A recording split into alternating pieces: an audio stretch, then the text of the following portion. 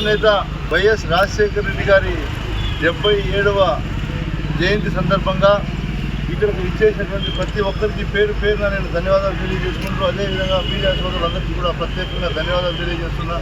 ఈరోజు వైఎస్ రాజశేఖర రెడ్డి గారు మన మధ్యన లేకపోయినా రాష్ట్రంలోనే కాదు ఈ దేశంలోనే గర్వంగా చెప్పుకోదగ్గ మహానేతగా, మహానాయకుడిగా, ప్రతి కుటుంబానికి సంక్షేమాన్ని అందించినటువంటి గొప్ప నేతగా నిలిచిపోయేటువంటి మహానేత ఎవరైనా ఉన్నారు అంటే భారతదేశ చరిత్రలో అది వైఎస్ రాజశేఖర రెడ్డి గారికి దక్కుతుందని కూడా ఈ సందర్భంగా తెలియజేస్తున్నా. ఎందుకంటే 33 సంవత్సరాలకే పిసిసి ప్రెసిడెంట్ అవ్వటం, ఆయన పోటీ చేసినటువంటి ఏ ఎన్నికల్లో కూడా ఓటం అనేది తెలియకపోవటం, 6 సార్లు ఎమ్మెల్యేగా గెలవటం, దాదాపు 2 సార్లు ఎంపీగా గెలవటం, 3 సార్లు మంత్రిగా ఉండటం, 2 సార్లు ముఖ్యమంత్రిగా పనిచేయటం ఒక మహానేత వైఎస్ రాజశేఖర రెడ్డి గారికి ఇది సాధ్యమని కూడా మనం తెలియజేస్తున్నాం. ఎందుకంటే ఎంతోమంది నాయకులు వచ్చారు, ఎంతోమంది ముఖ్యమంత్రులు అయ్యారు.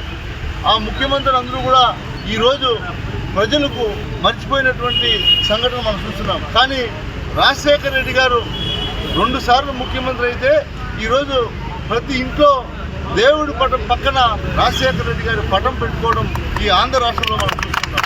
ఎందుకంటే చెప్పుకుంటూ పోతే 4% రిజర్వేషన్ కావచ్చు, మహిళల సంక్షేమం కోసం కావచ్చు, రైతుల కోసం కావచ్చు, ఈరోజు ఎంతోమంది ముఖ్యమంత్రులు ఎన్నో గొప్పలు చెప్పుకుంటున్నా ప్రజలు మాత్రం ఆ మహానేత వైఎస్ రాజశేఖర రెడ్డి గారు చేసిన గొప్పగా చెప్పుకున్నటువంటి సంఘటనలు మనం చూస్తున్నాం.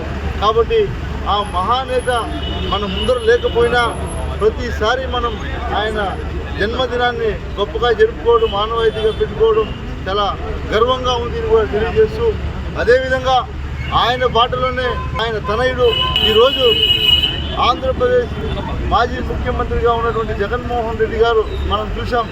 గడిచిన 5 సంవత్సరాల పరిపాలన ఇంత దగ్గరగా ప్రజలకు ప్రతి ఒక్కటి కూడా వాళ్ళ ఇంటి దగ్గరికి అందించినటువంటి ఘనత ఆయన కుమారుడైనటువంటి జగన్మోహన్ రెడ్డి గారికి దక్కుతుందని కూడా తెలియజేస్తూ, ఖచ్చితంగా రాబోయే ఎన్నికల్లో మళ్ళీ జగన్మోహన్ రెడ్డి గారిని ముఖ్యమంత్రిని చేయడానికి ఆంధ్ర రాష్ట్ర ప్రజలందరూ కూడా చూస్తున్నారని కూడా తెలియజేస్తూ ఈ అవకాశం కల్పించిన అందరికీ కూడా ప్రత్యేకంగా ధన్యవాదాలు తెలియజేస్తూ సెలవు తీసుకుంటాం.